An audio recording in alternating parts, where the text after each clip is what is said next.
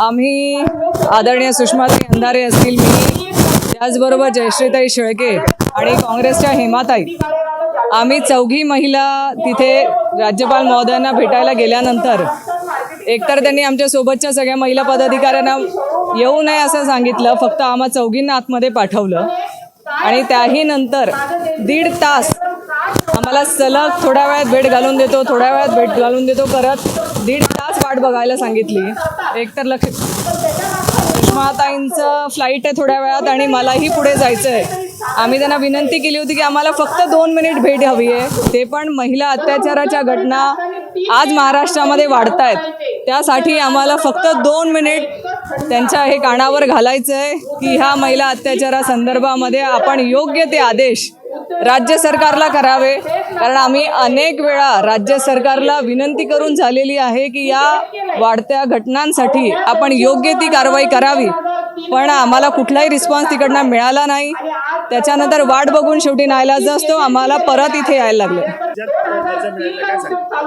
आज मराठी भाषेला अभिजात दर्जा काल मिळाला. मला आनंद आहे की मराठी भाषेला अभिजात दर्जा मिळाल्याचा, पण याचबरोबर आज एक बातमी मी वाचली की 600 शाळा राज्य सरकारने एका क्षणात बंद केल्या. ज्या शाळांमध्ये मराठी शिकवली जाते, ज्या शाळांमध्ये मराठी शिकून मुलं पुढे जातात, अशा 600 शाळा राज्य सरकारने एका क्षणात बंद केल्या आहे. हे दुर्दैव आहे आणि कुठल्या तोंडाने ते सांगणार आहेत आता की आम्ही मराठी भाषेला अभिजात दर्जा दिला आणि त्याचा आनंद तुम्ही साजरा करा.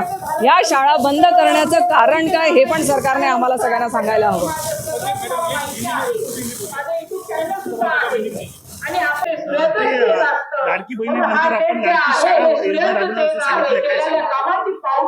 आज जी परिस्थिती आम्ही बघतोय तर अनेक ठिकाणी जसं 600 शाळा राज्य सरकारने बंद केलेल्या आहेत आणि जर या शाळा बंद करायला जात असतील तर तळागाळातल्या खेडेगावांमधल्या विद्यार्थ्यांना शिकणं कठीण होणार आहे.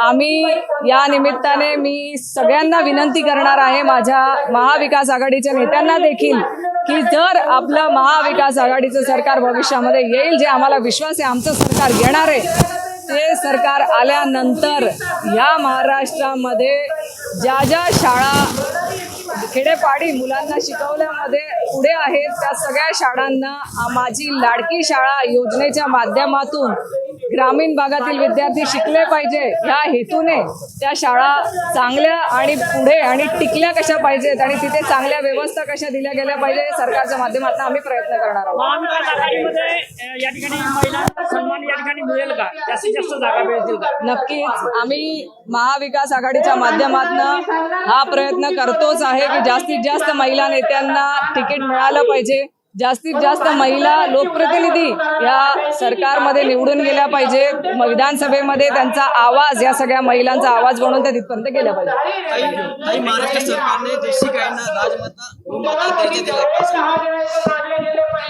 राजमाताचा दर्जा दिल्याचा आनंद आहे, पण त्याचबरोबर महिलांनाही आपण सन्मानाची वागणूक या महाराष्ट्रामध्ये द्यावी हीच आमची विनंती राहणार आहे. कारण एकीकडे महिलांचा अनादर केला जातोय आणि गाईला राजमाताचा दर्जा दिला जातोय.